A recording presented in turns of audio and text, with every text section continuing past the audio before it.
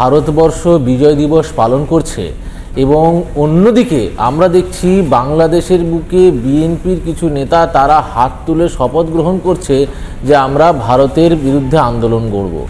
আজকে যেটা আপনি বললেন 4 দিনে কলকাতা দখল করার বিষয়টা, সেটা তো পাগলের পোলা, বুঝতেই পারছি। কিন্তু যে আরাকান আর্মি নিয়ে কথা হচ্ছে, এই আরাকান আর্মি যেভাবে এই 12টা শহর দখল করে আস্তে আস্তে বাংলাদেশের দিকে ঢুকছে, একটা জিনিস বলে রাখি, সেটা হচ্ছে সিথওয়ে পোর্ট।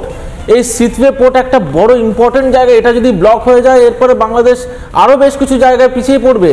এবং আস্তে আস্তে যেভাবে ঢুকছে, আপনার মনে হয় কোনোভাবে বাংলাদেশের যে আর্মি, তারা এই আর্মির সঙ্গে কোনোভাবে যুদ্ধ করতে পারবে? কারণ একটা জিনিস মনে করিয়ে দিই, এখন যে পরিস্থিতি আছে, চাল ডাল আলু পেঁয়াজ তারা অন্য দেশ থেকে নিয়ে এসে নিজেদের দেশে খেতে হচ্ছে।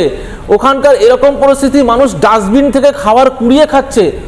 যুদ্ধ যদি হয়, যুদ্ধ করার মতো ইনফ্রাস্ট্রাকচার সেই দেশে নেই, তারা কিভাবে এরকম মন্তব্য করতে পারে?